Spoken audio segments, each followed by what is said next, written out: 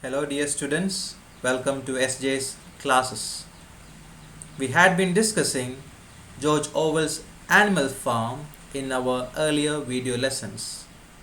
So far, we have discussed the first 9 chapters of this famous novella. In this video lesson, I will be discussing chapter 10, which is the final chapter of this novella. But before we move into the final chapter, let me help you recollect the important events in chapter 9, and thereby you will be able to arrive at a better understanding of the events in chapter 10. At the very outset of chapter 9, we understand that Boxer, who is the motivational and inspirational character on the farm, is being greatly troubled by his hoof that he hurt while lifting up a huge boulder for the construction of the windmill. He was looking at his retirement. He was looking forward to his retirement. And this is when we understand that there is the concept of retirement on the farm. It was decided that different animals would retire at different ages. For example, the dogs would retire at 9. The pigs and the horses would retire when they are 12 years old. Cows would retire when they are 14 years old, and so on. We also understand that the rations were again reduced for the animals. And Squealer always spoke of this reduction as readjustment. That is the tactics he uses to make the animals understand. To make them understand that nothing is in fact short on the farm. It is also in chapter 9 that we understand that the pigs enjoy a superior status on the farm. Earlier it was only Napoleon, but now the pigs as such, they enjoy this superior status. The young ones of the pigs were not allowed to mingle with the young ones of the other animals on the farm. When a pig and an other animal met on a path, the other animal was supposed to stand away so that the pig could pass. The pigs were also allowed to wear a green ribbon on their tail, which was actually a symbol of their special status or their superior status. We also come across a particular ceremony called spontaneous demonstration. At an assigned hour, the animals would leave their work, they would march around the flag in a military formation. Later on, poems that were composed on Napoleon's honor would be recited, and Squealer would give out the figures of the week related to the production on the farm. It's also in chapter 9 that the animal farm is declared a republic. We have one particular character, or rather we have only one candidate who is being proposed as the president of the new republic, and that is Napoleon. He gets elected unanimously. It's also in chapter 9 that we come to the death of Boxer. Boxer, as all of you know, is an influential character, is an inspirational character on the farm. He is a loyal servant to Napoleon, but irrespective of all these features, characteristic traits, Napoleon decides to sell Boxer to a horse slaughterer. As readers, we understand this, but the poor animals, they are not able to realize this truth. Squealer as well as Napoleon, they give graphic descriptions of Boxer's deathbed that the animals believe that Boxer was taken good care of during his last moments. So at the end of chapter 9, we find that the farm has lost one of the most loyal subjects, one of the most hardworking subjects. Now let us look at the important events in chapter 10. As it is the final chapter, it is important that we go through some of the initial paragraphs of this chapter. because it is through these paragraphs that George Orwell talks about the change that has come over Animal Farm. From the very outset, we understand that years have passed and only a few animals like Clover, Benjamin, Moses, and some of the pigs remained who could actually remember the old days before the rebellion. We also understand that some of the important characters have passed away. Muriel is dead. Bluebell, Jessie, and Pincher, the dog characters there, have also passed away. Mr. Jones, the owner of the farm, he too has passed away.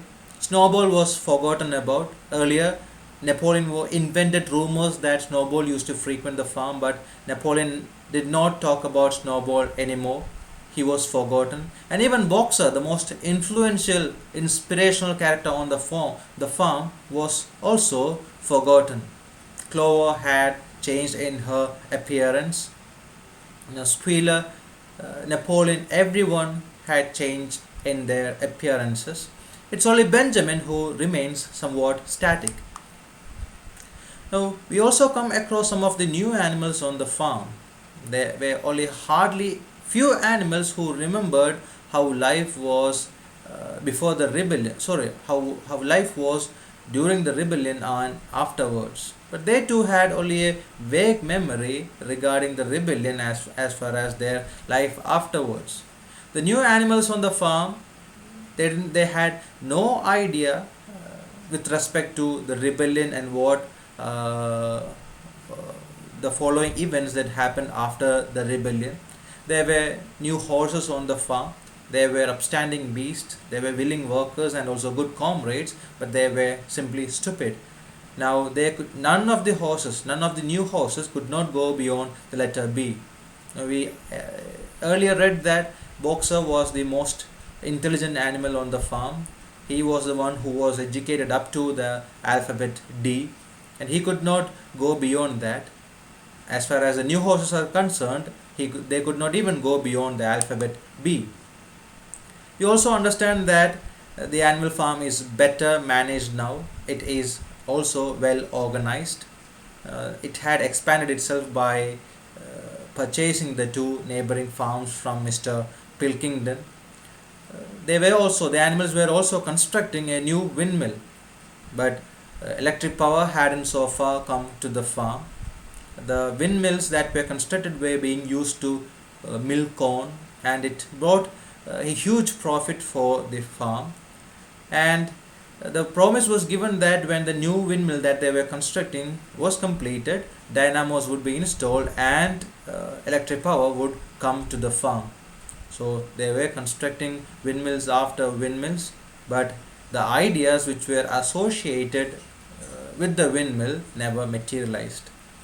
And Napoleon denounced all ideas related to the development of the farm, like the electric light being used in stalls, the hot and cold water that will be supplied to the animals when electric power would come to the farm. Napoleon denounced all these ideas as contrary to the spirit of animalism.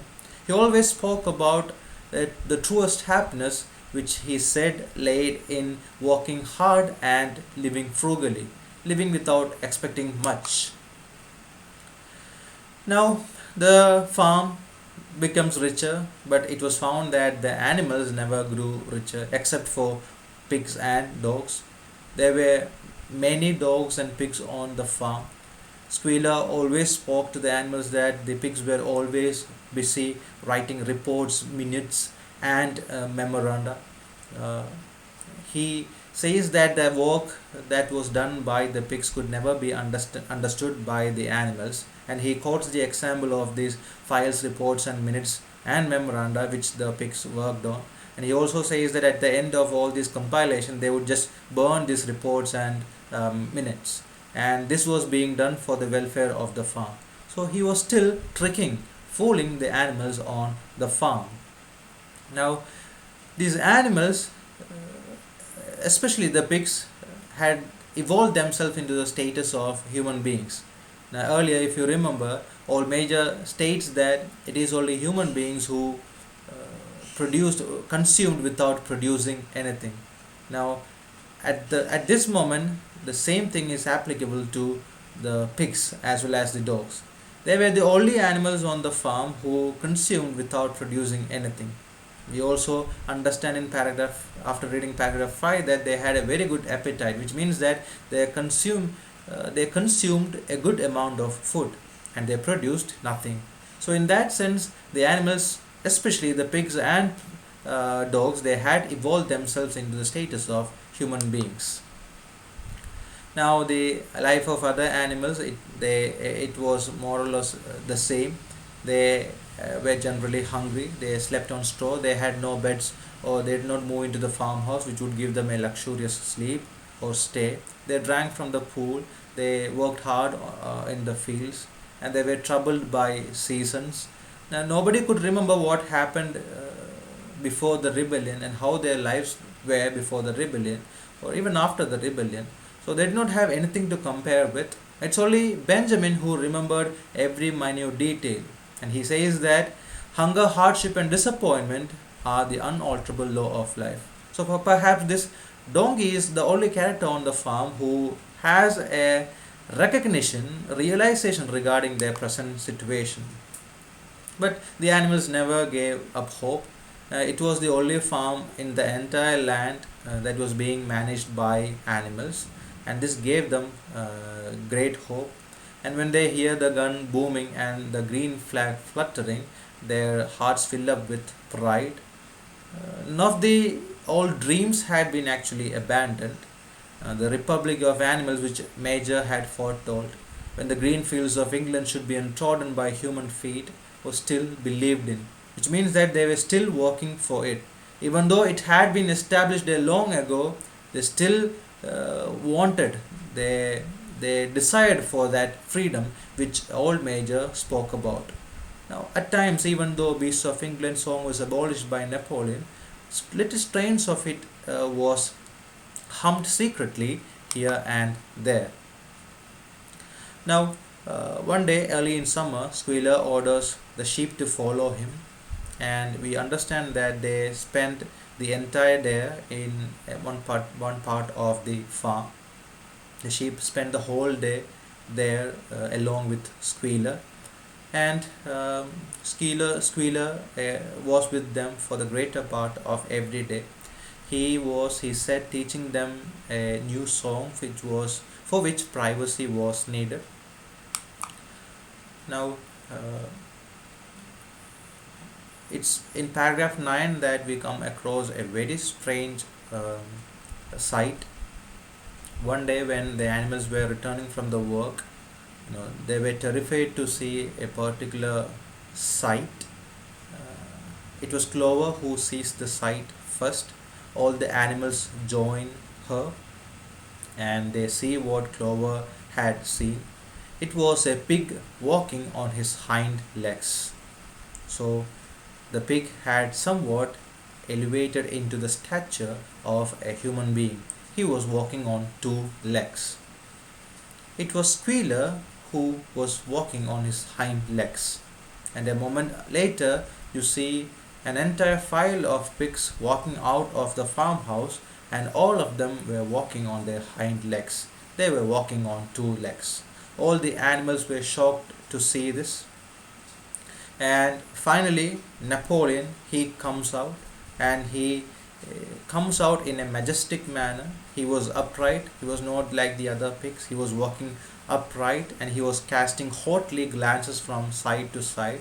He did not look at the other animals as his fellow beings, but he was looking them as his slaves, and he had made himself into the master of the farm, and he was also carrying a whip. Now there was a deadly silence. All the animals were amazed as well as terrified, and they huddled together. And as soon as something like a rebellion started, the sheep burst out into a tremendous bleating of 4 legs good, 2 legs better. Earlier it was 4 legs good, 2 legs bad, but as of now the maxim had changed. Now the pigs bleated, 4 legs good, 2 legs better. So perhaps this is what Squealer had been training the sheep for, to cry, to bleat, 4 legs good, 2 legs better. Now the bleating went on for 5 minutes without any stopping, and the pigs as well as the dogs, they go back into the farmhouse, and Clover along with the other animals, they go on to the side of the barn where the 7 commandments were written, and they find that the entire commandments had been wiped away, and there was written only a single commandment, and the commandment read, all animals are equal, but some animals are more equal than others. Now, after that, nothing seemed strange to them, especially when the pigs, when they came for supervision, uh, they carried whips in their trotters. It did not seem strange to the animals that the when it did not seem strange to learn that the pigs had bought themselves a wireless set, and they were also arranging to install a telephone, and they had also subscribed to some of the local newspapers and magazines. As I said earlier, the animals were gradually evolving themselves into the animals, especially the pigs. They were evolving themselves in the stature of human beings. It also did not seem strange when Napoleon was seen strolling in the farmhouse garden with a pipe in his mouth, just like Mr. Jones. And he was also wearing Mr. Jones' clothes. Napoleon himself appearing in a black coat, ratcatcher breeches, and leather leggings, while his favorite so appeared in the watered silk dress which Mrs. Jones had been used to wearing on Sundays. So Mr. Jones' dress was used by Napoleon, and Mrs. Jones' dress was used by Napoleon's favorite so means a female pig. So everything did not seem strange because Napoleon, along with the other pigs, they were gradually evolving themselves into the status of human beings. A week later, in the afternoon, a number of dog carts drove up to the farm. A deputation of neighboring farmers had been invited to make a tour of inspection, a tour of the animal farm.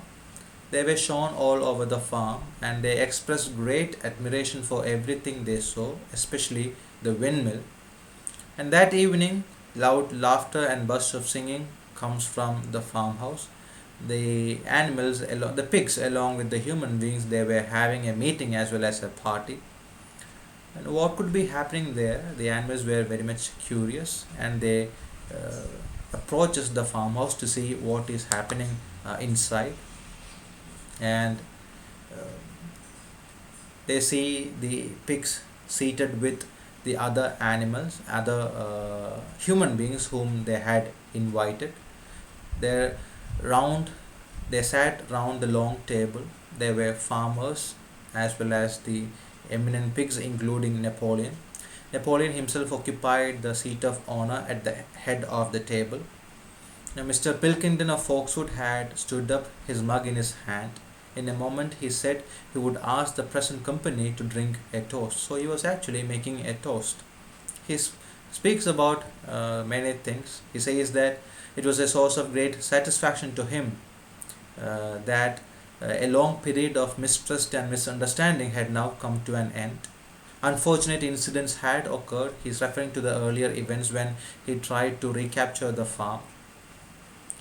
And unfortunate incidents had occurred, mistaken ideas had been current, and indeed he and his fellow visitors, after having observed everything on the farm, they were very much impressed, and they were very much happy about the progress that Animal Farm has made so far. And in return, Napoleon also gives out a speech. It was short as always.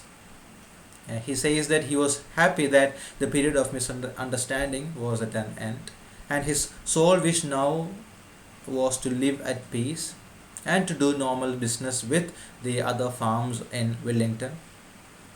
And this farm which he had the honor to control, he says that it is a cooperative enterprise, and this belonged to, or the owners were, the pigs on the farm. Now, he also speaks about many of the changes that he intends to implement on the farm. He says that there was this habit of addressing each other as comrades, and this would be suppressed. And there was also this strange custom. He refers to it as a strange custom. And what is this custom he is speaking of? The custom of marching every Sunday past a boar's skull. He is referring to old Major's skull, which was nailed to a post in the garden. This too shall be suppressed. And we also understand that he also plans to change the name of the farm. As of now, it is being called Animal Farm, but he intends to call it Manor Farm because Napoleon believed that it was the correct name of the farm. So, great changes being implemented by Napoleon, and all these changes hint at the fact that Napoleon has turned himself into the stature of Mr. Jones. If earlier the animals on the farm were under the control of Mr. Jones, now it is Napoleon. Now there was hearty cheering after this, not from the side of the animals but from the side of human beings and other pigs, and they emptied the mugs which were served to them. They were having beer. The animals could not understand what was happening. The animals, as they gazed, they could not make out any differences between the pigs and the human beings. Both these species seem to be same as of now. We see Clover's expression. Clover's old dim eyes flitted from one face to another. Some of them had 5 chins, some had 4, some had 3. Now all these pointed the fact that the animals are not able to comprehend what is happening. Now these weren't the ideals on which Animal Farm was built. Now every idea that had come as part of rebellion, that had come as part of old Major's teachings, were being destroyed, and as of now Animal Farm was returning to its previous status as Manor Farm. It wasn't very soon, once the animals left the farmhouse, that an uproar of voice came from the farmhouse, and as they returned they saw that the animals were having a fight with the human beings, and the reason for this fight was that both Napoleon and Mr. Pilkington had each played an ace of spades simultaneously. So they had started this fight on a trivial matter. 12 voices were shouting in anger, and they were all alike. No question now what had happened to the faces of the pigs. The creatures outside looked from pig to man, and from man to pig, and from pig to man again. But already it was impossible to say which was which. So finally we come to a position in which the animals could not identify or make out between animals and pigs. The pigs had evolved themselves into the status of the masters on the farm, just like Mr. Jones. So the animals on the farm, they are nothing but slaves. So that is the point where Animal Farm ends. So below you have a particular date, November 1943 to February 1944. This refers to the period during which George Orwell actually writes this novella. So we come to the end of chapter 10. It's a pretty long chapter. We have many changes happening, many events, important events happening in chapter 10 that actually determines the future of Animal Farm. And the future is that the animals would remain as the slaves on the farm, and they have their new masters. Their new masters were their fellow beings. They are the pigs. And this novella was written, as I said earlier, to point out that Russian Revolution was actually a failure. And that failure is brought about through the rebellion that turns out to be a failure at the end of the 10th chapter. Thank you so much for watching and listening. We'll have one more video lesson on Animal Farm, and that video lesson I will discuss the analogies between Animal Farm and Russian Revolution. See you in the next video lesson. Thank you.